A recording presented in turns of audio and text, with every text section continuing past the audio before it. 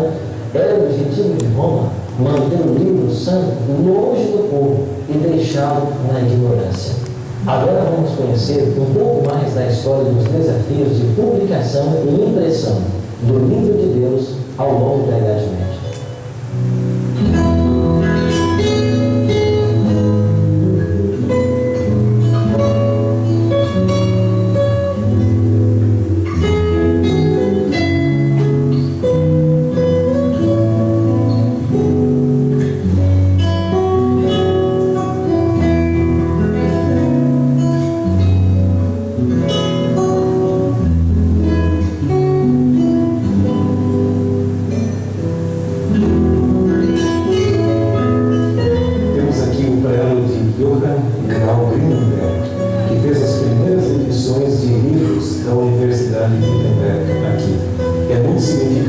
Porque obras e Gutenberg foram publicados nesse prelo, ou nessa imprensa.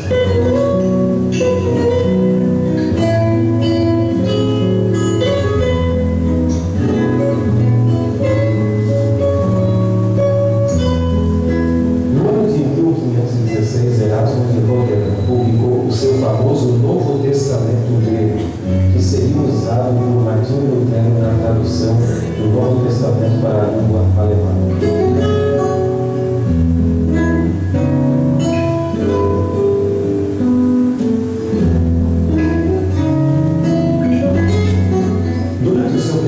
Permanência no castelo de Wartburg, no seu esconderijo, Lutero se dedicou à tradução do Novo Testamento à língua alemã.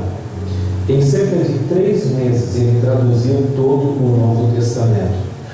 E no mês de setembro de 1522 saiu publicada essa edição que temos aqui, chamada a Bíblia de Setembro, ou seja, o Novo Testamento em língua alemã.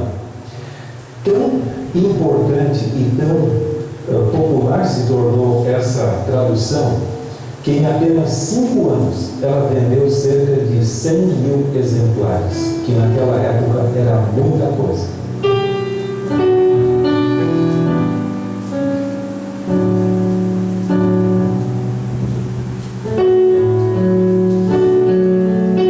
Nós temos aqui o exemplar completo das Sagradas Escrituras, publicado no ano de 1534, a tradução de Lutero. Essa Bíblia foi muito influente. Não é a primeira tradução da Bíblia.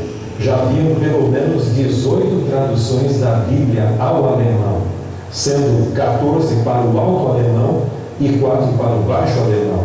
Mas todas elas eram traduzidas na Vulgata Latina, ou seja, do latim, e não dos originais hebraico, aramaico e grego. Essa é a primeira tradução dos originais anteriormente mencionados para a língua alemã. Ela corrigiu várias imprecisões. Por exemplo, na Vulgata Latina, quando se perguntava o que devemos fazer para sermos salvos, a resposta é: vá e faça penitência. E essa tradução corrigiu esse ponto dizendo: vá e arrepende-se, que é o sentido original. A Bíblia não apenas teve uma grande influência em termos da reforma, mas Lutero usou uma linguagem muito simples. Ao traduzir os sacrifícios do Antigo Testamento, ali no livro de Levíticos e outros pontos mais, ele até mesmo procurou açougueiros para saber exatamente a terminologia usada pelo povo em relação com as diferentes partes dos animais. Também ele escutava as pessoas falando no mercado para usar a linguagem mais simples possível.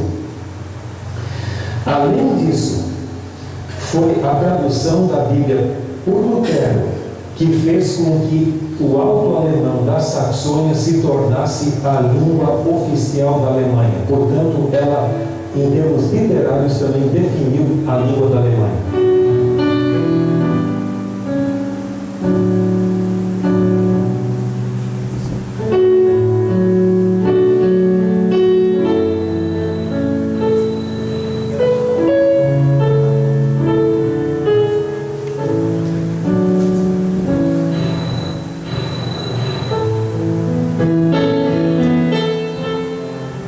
Vocês viram ali que absurdo, né? Na tradução latina, a respeito da salvação, estava escrito: o que devo fazer para ser salvo? Vá e faça penitência.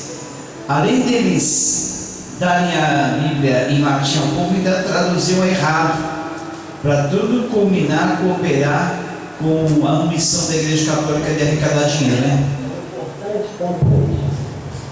A cidade de Pisa não é tão relevante assim, mas o que realmente chama a atenção dos turistas é essa torre que sustenta o campanário da catedral ao lado. Essa torre tem uma inclinação significativa. Começou a ser construída em agosto de 1173 e ela levou cerca de 200 anos para ser concluída. Tem 7 pisos, ou 7 níveis diferentes, e um oitavo superior com uma circunferência menor.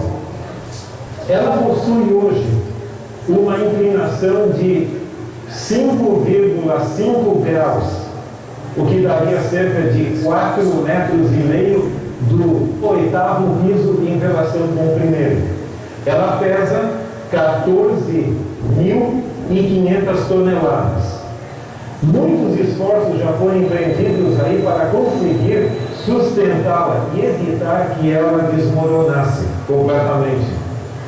O problema realmente é o solo sobre o qual ela foi construída, que é um solo de argila, um pouco mole, com certas camadas arenosas ao meio. Isso tem cedido de tal forma que ela acabou ao longo dos anos tendo toda essa inclinação aqui.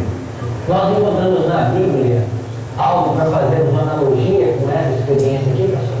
Eu creio que a melhor analogia aparece no final do Sermão do Monte de Cristo, em Mateus capítulo 7, dos versos 24 a 27. Anteriormente, Jesus havia dito: nem todo que me diz Senhor, Senhor entrará no reino dos céus, mas aquele que faz a vontade de meu Pai que está nos céus. E então, a partir do verso 24, ele menciona que aquele que ouve a minha palavra e a pratica será considerado como aquele que construiu a sua casa sobre a rocha.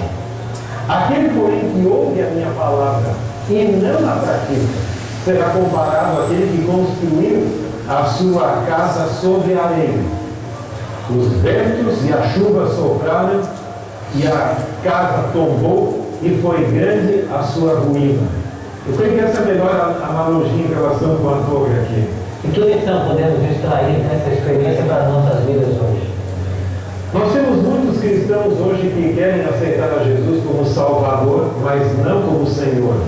Querem um compromisso com a pessoa de Cristo, mas não com seus ensinos. O texto é claro que a rocha, nesse texto que eu acabei de mencionar, não representa meramente a pessoa de Cristo. Representa, sim, o compromisso com Cristo e a palavra de Cristo. Portanto, não resta a menor dúvida que a Bíblia é o grande fundamento que deve sustentar a nossa fé e o único fundamento que é sólido que pode impedir que nossa casa espiritual venha a ruir.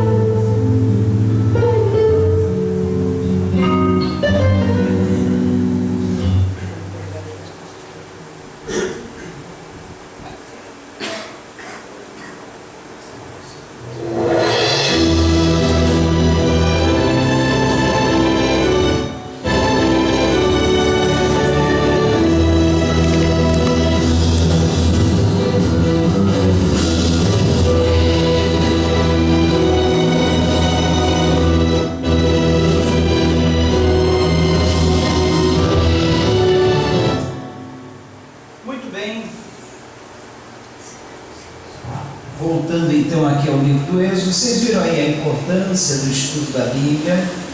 Todos esses vídeos que a gente coloca é para falar sobre a importância do estudo da Bíblia. E como a falta da Bíblia ela trouxe prejuízo e traz prejuízo na vida das pessoas, na vida da igreja. Por falta de conhecimento, meu povo perece. Conhecereis a verdade vos libertará. Olha só o que a falta de conhecimento fez com que, do século IV, que começou o domínio do romanismo sobre a igreja, até o século XVI, no ano de 1517, praticamente 1000 anos de trevas, porque faltou isso aqui para o povo, a Bíblia. Poucos tinham, e ainda assim o latim, e de uma tradução errada, tipo essa daí: olha, o que devo fazer para ser salvo? Faça penitências. Meu Deus, que absurdo, né? Quando a Bíblia diz: crê no Senhor Jesus Cristo, arrependei-vos e crede no Senhor Jesus Cristo, só isso. A igreja católica: faça penitências. Quanto mais penitências, melhor. Mais penitências, melhor. Com essas penitências ganharam e arrecadaram muito para os seus cofres. Bom, vamos lá. Livro de Êxodo. Versículo-chave de Êxodo é Êxodo 19, 4 a 6. Quem pode ler para nós o versículo ou os versículos-chave? Êxodo 19, 4 a 6.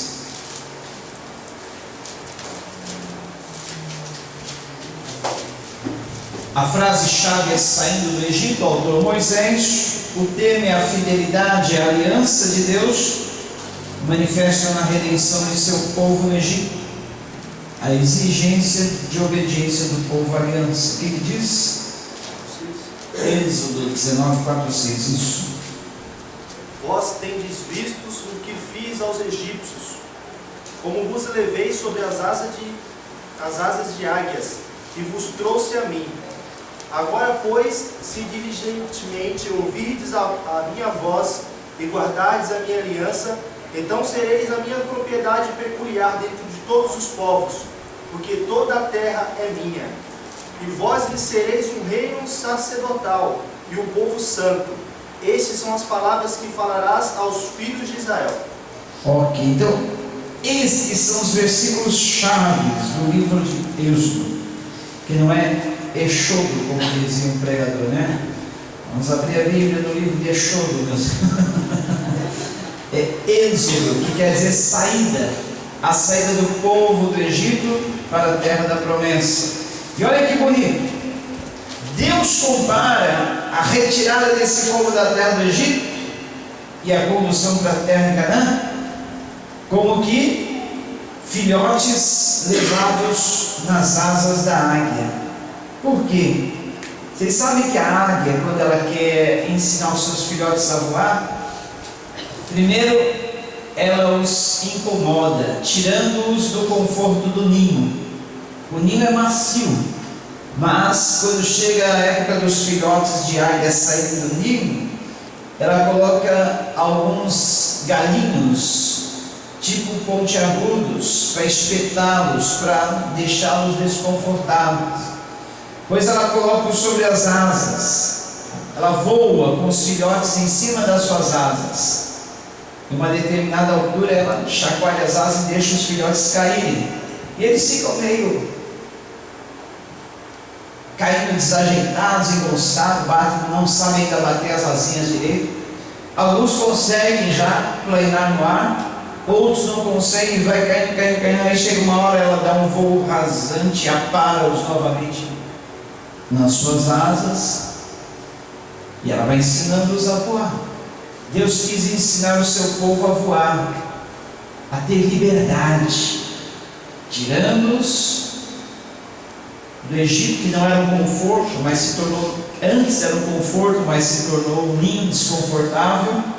E mesmo assim, lá no deserto eles tiveram saudade daquele ninho desconfortável, lembrando os panelões de pepinos, cebolas, alhos silvestres, de tudo aquilo que eles comiam no Egito. Mas por que eles comiam cebola, comiam alho? Como sabe, cebola e alho é bom para o coração. O escravo vivia poucos anos, e quanto mais ele comesse cebola e alho, ele poderia prolongar um pouquinho os anos da sua vida. E aí eles tacavam cebola, tacavam muito alho naqueles escravos, para que eles pudessem viver um pouco mais e render um pouco mais de trabalho. E o povo tinha saudade daquela comida, Cadê os pepinos, cebolas? Agora a Bíblia dá dica para tudo, né? Quais são os alimentos bons? Eu, se dependesse de cebola e água para me sobreviver, mas eu ia morrer mais cedo. São duas coisas que eu não gosto muito, cebola e água, mas é bom para o coração. Tem que ser cru ainda?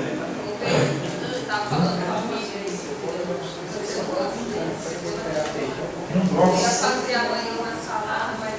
Ixi, eu tiro da comida, não gosto. Então, Deus ensinou o seu povo a voar sobre essas asas de águia. E agora Ele estabelece uma aliança. Olha, vocês vão ser o meu povo peculiar, o meu tesouro pessoal. Olha que bonito. Vocês vão ser o meu tesouro pessoal, o meu tesouro particular entre todos os povos da terra. Vocês serão para mim um reino de sacerdotes e uma nação santa. Sabe o que Deus estava querendo dizer do seu povo? Vocês vão ser uma vitrine para o mundo. Eu quero tornar vocês uma vitrine para que o mundo veja quem eu sou, me conheça através de vocês. Vitrine para o mundo. Essa é a aliança que eu faço com vocês. Vocês são a minha vitrine e eu vou ser o Deus de vocês, o Deus que vai dar tudo que vocês precisarem. Porque toda a terra é minha. Olha que bonito. Toda a terra é do Senhor. Por aí você vê, né, aquelas grandes propriedades, fazenda de não sei quem, terras de não sei quem, mas toda a terra é do Senhor. Ele dá a quem quer. Ele fala: vocês vão ser minha propriedade particular, meu tesouro pessoal, vocês vão ser minha nação santa, um reino de sacerdotes. O que é um sacerdote? É um representante de Deus para o povo. Vocês vão representar a mim entre todas as nações da terra. Essa é a aliança, mas vocês têm que obedecer os meus mandamentos. Por que Deus pedia aos israelitas que obedecessem aos seus mandamentos? Por mero prazer? Mero capricho? Não. Porque isso era para o próprio bem do povo. Vocês obedeçam a minha aliança, que vocês vão ser bem-aventurados, felizes, bem-sucedidos. Vocês vão ser uma verdadeira vitrine, minha povo. Agora pergunta: Israel cumpriu a aliança com Deus? Cumpriu ou não? Falhou. Cedo, logo cedo, eles esqueceram os mandamentos de Deus, adotaram outros deuses. Logo depois da saída do Egito, construíram um bezerro de ouro, adoraram o bezerro de ouro, fizeram um monte de orgia, um monte de coisa que não prestavam, praticavam tanta coisa, quebraram todos os mandamentos. Mas Deus, o que Ele fez? Se Israel falhou na aliança com Ele, o que Deus fez? Por que vocês e nós estamos aqui hoje? Porque essa vitrine que Deus determinou para Israel ser, esse povo peculiar, particular, esse tesouro pessoal, Deus falou: agora eu vou passar para a igreja. A minha igreja na terra que vai ser esse novo Israel, esse novo tesouro pessoal meu, esse novo tesouro particular de propriedade minha. Eles vão cumprir a minha aliança e eu vou abençoá-los. Toda a terra é minha e eu dou a quem eu quiser, e eles vão ser a minha vitrine para o mundo. Olha só a nossa importância, gente. Olha o nosso papel: sermos vitrine de Deus, mostrar Deus ao mundo, sermos o seu tesouro de propriedade peculiar, particular. E a igreja tem cumprido essa aliança? Aos trancos e barrancos, mas estamos indo. Que é a definitiva aliança, não tem mais como. Sabe o que faz a igreja cumprir essa aliança? Que Israel não conseguiu cumprir? É a graça, só pela graça. A graça nos salvou e a graça nos sustenta. É graça, não é merecimento, mérito próprio, que nós cairíamos na mesma condição de Israel. Mas como nós estamos na graça, é a graça. Graça, não tem outra explicação. Graça, favor sem merecermos. Muito bem. No livro de Gênesis, lemos acerca do princípio da redenção, começo da redenção. No livro de Êxodo, a marcha da redenção. Em Gênesis, essa redenção é efetuada através de indivíduos. Em Êxodo, é através de uma nação inteira. A redenção é a ideia central do livro. Agora, o que vem a ser redenção? É o ato de redimir. E redimir, segundo o dicionário, significa compensar um erro cometido mediante um ato redentório. Ali na letra vermelha que não dá para ler, está escrito compensação, resgate, salvamento, valência, remissão, livramento, libertação. É mais ou menos assim. Redenção significa comprar de novo. Vocês conhecem a história do menininho que tinha um barquinho e parece que roubaram o barquinho do menininho. O barquinho do menino foi parar lá na loja. O pai construiu um barquinho de brinquedo para o menino brincava com aquele barquinho. O barquinho foi roubado, foi parar numa loja de coisas usadas. Um dia o menininho passa com seu pai em frente daquela loja, vê o barquinho na vida. Olha o meu barquinho, pai, meu barquinho. E o pai então fala, mas esse barquinho era do meu filho. Mas como o senhor pode provar? Não tinha como. O pai teve que comprar novamente daquela loja o barquinho para o filho. E o filho ficou todo feliz dizendo, agora esse barquinho é 2 vezes meu. Primeiro porque foi construído pelo meu pai e ele me deu. Depois ele foi comprado pelo meu pai para mim. Então nós somos 2 vezes de Deus. Primeiro porque nós somos criados por Deus. Depois, como nós nos tornamos escravos de Satanás, Deus nos comprou de volta, pagando o nosso resgate, nos redimindo, realizando a nossa redenção através de um preço pago.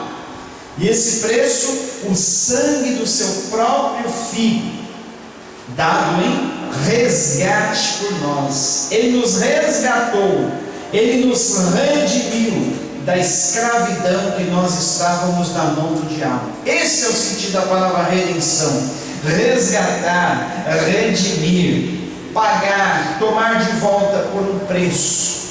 Entenderam, gente? A redenção é um tema central da Bíblia. É uma doutrina importantíssima. Isso com certeza vai cair na prova. O que é a redenção? O que significa a redenção? Se você colocar é um resgate, comprar por um determinado preço, redimir, comprar de novo, comprar novamente, libertar, dar uma carta de alforria, comprar uma carta de alforria, de libertação, tirar da escravidão, tudo isso está certo. É que nem a história do escravo que estava sendo leiloado num leilão de escravo, e um senhor se interessa por aquele escravo e diz, eu quero comprá-lo. Pagou um preço pelo escravo, recebeu o escravo como sua propriedade, pegou o documento que era da compra do escravo, entregou na mão dele e disse, olha, agora você está livre. Eu te comprei por um preço alto, mas para te dar libertação, pode ir embora. O escravo olha para aquele senhor e diz, não, meu senhor, eu jamais vou embora, porque o senhor me comprou por esse preço caro, para me dar liberdade. Eu quero te servir pelo resto da minha vida por amor. Essa é a nossa condição para com Jesus. Ele nos comprou por um preço caro, o preço do sangue dele, para nos dar libertação, simplesmente para nos ver livre da mão do diabo, simplesmente para nos ver livre da escravidão, não para nos prender a ele.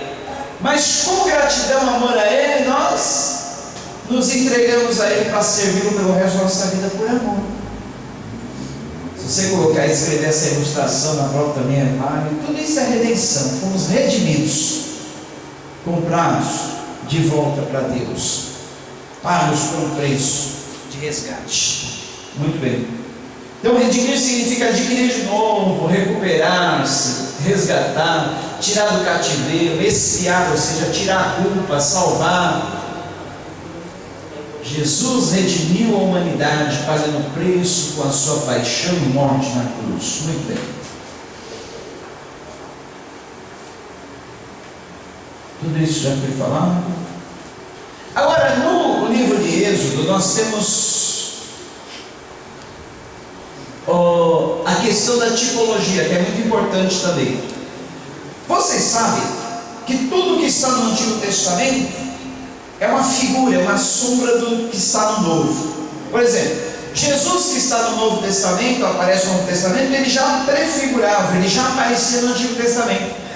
Por exemplo, Moisés é um tipo de Cristo, porque assim como Cristo nos libertou do cativeiro, da escravidão do pecado, Moisés libertou o povo da escravidão do Egito. A Páscoa é um tipo da redenção, da salvação, da libertação em Cristo, porque assim como Cristo ele morreu e através do seu sangue nos libertou, lá no Antigo Testamento, para que o povo de Israel fosse libertado da escravidão do Egito, um cordeiro era morto por cada família, e cada família aspergia o sangue do cordeiro sobre as portas. O maná no Antigo Testamento é um símbolo, uma tipologia de Jesus novo. Jesus é o pão da vida. No maná o povo se alimentava daquilo. A rocha a qual foi ferida e dela saiu água também é um tipo de Cristo. E o tabernáculo. No tabernáculo, cada móvel, cada utensílio, como nós vamos ver aqui, olha, representa Jesus. Esta é a figura do tabernáculo no Antigo Testamento. Uma tenda no meio do deserto, construída igual aquilo que eles tinham, era coberta de vários tecidos e cercada em volta também por tecidos e couros. Nessa parte de fora, que é chamada o átrio, eram trazidos os animais para sacrifício. Aqui estava a porta de entrada, os animais eram trazidos, sacrificados aqui, e o sacerdote entrava nessa parte que era o lugar santo. Lá dentro havia, aqui já está o mesmo tabernáculo, só que aberto. Lá dentro havia alguns móveis, utensílios, como o candelabro, a mesa dos pães, o altar do incenso e a arca da aliança. A arca da aliança já ficava dentro de um outro compartimento, que era o lugar santo dos santos. Nesse tabernáculo, a figura de Jesus está em todo ele, em todos os seus móveis. O tabernáculo é o símbolo da presença de Deus. Hebreus 8, 1 e 2 diz: ora, suma do que temos dito é que temos um sumo sacerdote, tal que está sentado nos céus, à destra do trono da majestade, ministro do santuário do verdadeiro tabernáculo, o qual fundou e não homem. Então o tabernáculo do Antigo Testamento foi transitório, foi somente por um tempo. O novo tabernáculo quer dizer habitação. O novo tabernáculo, a habitação de Deus com o seu povo, somos nós somos um tabernáculo de Deus. João 14 diz: e o verbo se fez carne e habitou entre nós, e vimos a sua glória como a glória do unigênito do Pai, cheio de graça e de verdade. O tabernáculo de Deus está em nós e entre nós, porque em nós e entre nós Cristo habita. A ordem para construir o tabernáculo, Êxodo 25, 8: e me farão um santuário e habitarei no meio deles. Aquele tabernáculo era para que Deus habitasse no meio do seu povo. Hoje Deus não precisa mais de um templo, de um espaço construído com materiais, mas Ele precisa somente de pessoas para habitar e estar no meio delas. No tabernáculo nós tínhamos a cortina do átrio, que era essa cortina em volta dessa tenda. Desde a cortina nós vemos o símbolo de Jesus. Êxodo 27, 9b e 16 diz assim: 9b significa a segunda parte do versículo 9. O pátio terá cortinas de linho, e à porta do pátio haverá uma coberta, com as cores azul, púrpura, carmesim e linho fino do torcido. O azul representa a divindade de Jesus. João 20, 28, Tomé respondeu e disse: Senhor meu e Deus meu. A púrpura significa sua realeza. Olha, cada detalhe daquele tabernáculo simbolizando, tipificando o próprio Jesus. A púrpura é símbolo da realeza, que está descrito em Apocalipse 19, 16. E no vestido e na sua coxa tem escrito esse nome: Rei dos Reis e Senhor dos Senhores. O carmesim, que é uma cor vermelha muito viva, interessante. Essa cor vermelha, que é o carmesim, é extraída do inseto. O inseto carmesis morre para que dele seja extraído a matéria-prima para a produção dessa cor vermelha muito viva, muito forte. Até esse inseto simboliza Jesus, porque Jesus teve que ser morto para que esse sangue carmesim pudesse dele ser extraído. Então o carmesim é uma cor vermelha muito viva, significando o sangue de Cristo. Apocalipse 1,5 diz: e da parte de Jesus Cristo, que é fiel testemunho, primogênito dos mortos, e o príncipe dos reis da terra, aquele que nos ama e em seu sangue nos lavou de nossos pecados. Está aí as cortinas com essas cores azul, púrpura, carmesim. Olha, até mesmo os ganchinhos prata e bronze que eram amarradas a essas colunas no chão tem simbolizado a redenção em Cristo, porque a redenção era paga por preço de prata, moedas de prata, 30 moedas de prata, e esses ganchinhos aí, olha, feito com material também nessa mesma condição, prata. Essas linhas que seguravam as cortinas representam que a firmeza da nossa salvação está em Cristo. A porta, simbolizando, tipificando que Jesus é o caminho. Êxodo 27, 16, a porta está aqui, olha. Essa entrada, a entrada para o lugar. A porta do pátio haverá uma coberta de 20 côvados. João 10, 9, eu sou a porta. Se alguém entrar por mim, salvar-se-á, entrará e sairá e achará pastagem. O altar agora, o altar do sacrifício, o altar de bronze. Jesus é o sacrifício perfeito. Êxodo 27, 1 diz: fará também o altar de madeira cetim. Era esse aqui, um altar de madeira revestido também de bronze. Hebreus 9,13 diz: se o sangue dos touros e bodes, a cinza de uma novilha esparcida sobre os imundos, os santifica, quanto à purificação da carne, quanto mais o sangue de Cristo, que pelo Espírito Eterno se ofereceu a si mesmo, imaculado, puro a Deus, purificará as vossas consciências das obras mortas, para servir-lhes ao Deus vivo. Hoje eu estava assistindo um programa que eu sempre assisto pela internet,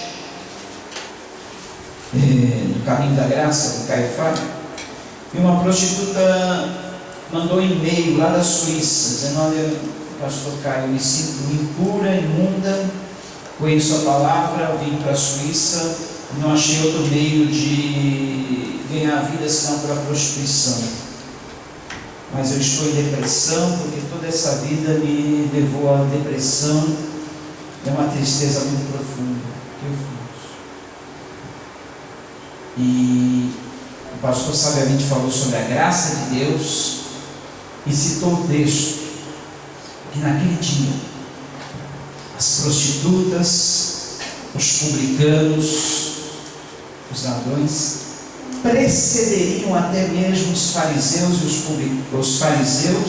e os religiosos na entrada do reino dos céus, porque a condição única e básica para a salvação é o arrependimento e a fé em Jesus Cristo para nos salvar dos pecados. Então, a graça de Deus é exatamente isso. Ela perdoa o pior dos pecadores. Mas se nós não nos apegarmos à graça, confiarmos nos nossos méritos humanos, méritos próprios, não somos salvos. Jesus citou os fariseus, escribas, religiosos, porque eles não acreditaram em Jesus. Eles preferiram confiar nos seus méritos próprios, na sua religiosidade, ao invés de confiar na graça de Deus, que é a única que pode perdoar os pecados. Então, se o sangue dos touros e bodes, se a cinza de uma novilha esparzida sobre os imundos os santifica quanto à purificação da carne, quanto mais o sangue de Cristo, que pelo Espírito Eterno se ofereceu a si mesmo, imaculado, puro a Deus, purificará as vossas consciências das obras mortas para servirdes ao Deus vivo.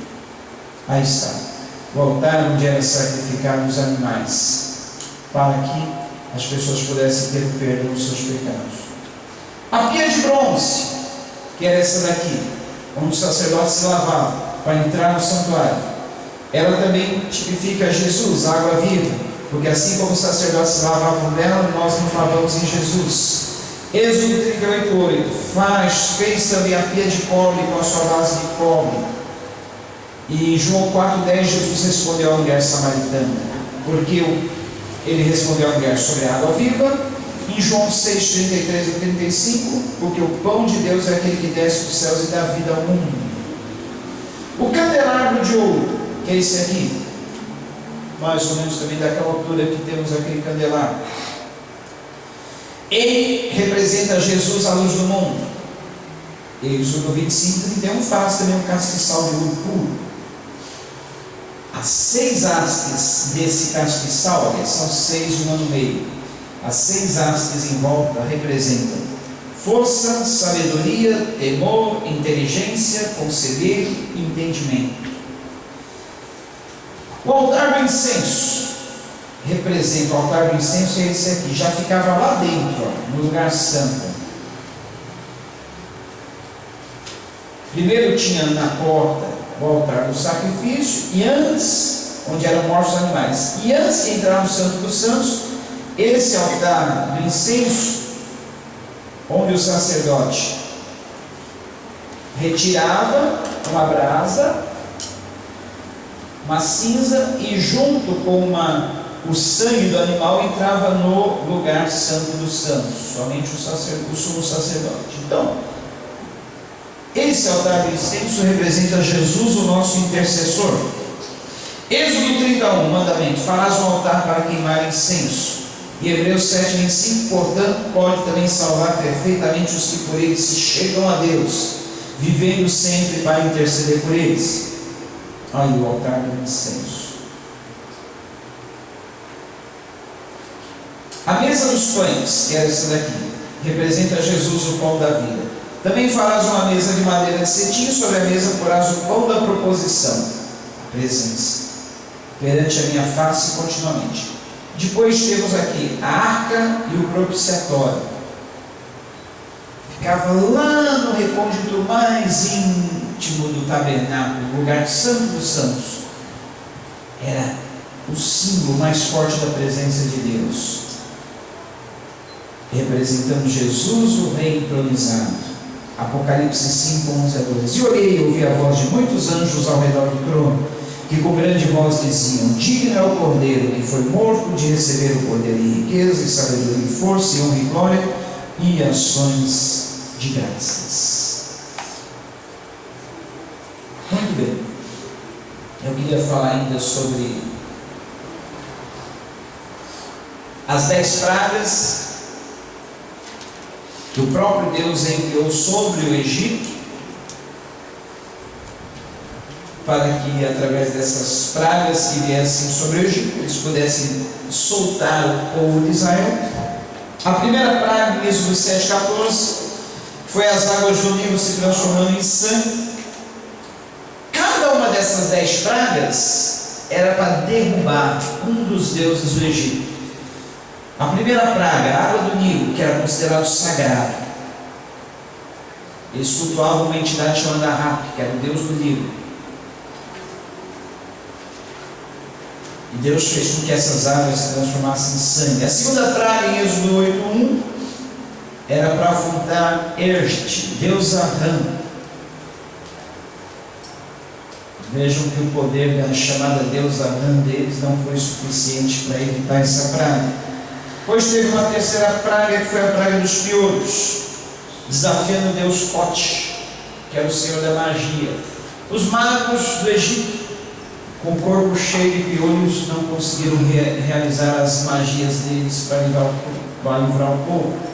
A quarta praga, a praga das moscas, para derrubar o deus Ptah, que eles consideravam Deus criador do universo. Como que um Deus criador do universo não conseguiu eliminar simples moscas? Então ficou provado que aquele não era o verdadeiro Deus. A quinta praga, peste no gado, para derrubar e afrontar Hathor-Apis, que era um deus em forma de touro e uma deusa em forma de vaca. Eram neles que os egípcios também depositavam sua fé. A sexta praga, tumores e úlceras, um desafio a Ísis, a senhora da medicina, deusa da cura e dos remédios. Mesmo eles confiando, acreditando nessa deusa Ísis, ela não teve poder de libertar-nos daqueles tumores e úlceras. Pois teve a praga dos trovões da Saraiva, para derrubar exatamente esse Deus, que eles acreditavam que controlavam as chuvas, os ventos e os trovões. Mas como que um Deus que controla chuvas, trovões e ventos não conseguiu evitar aqueles trovões e aquela Saraiva? Ficou provado que aquele não era o verdadeiro Deus. A oitava praga foi para derrubar o Deus Min, que era considerado Deus da fertilidade, protetor das colheitas. Ele também não foi suficiente poderoso para evitar que as colheitas fossem dizimadas pelos gafanhotos. Pois teve a praga das trevas, uma afronta ao chamado Deus Ra, que era o Deus Sol deles, e Horus, um Deus solar. Todos eles foram desmoralizados. O Deus Sol não conseguiu evitar as trevas, e o Egito ficou mergulhado nessas trevas. A 10ª praga foi para derrubar o próprio faraó, que era considerado um Deus. E o filho primogênito de faraó, que era o filho mais velho, também era considerado Deus, porque era o sucessor de faraó no trono. Todos os primogênitos do Egito foram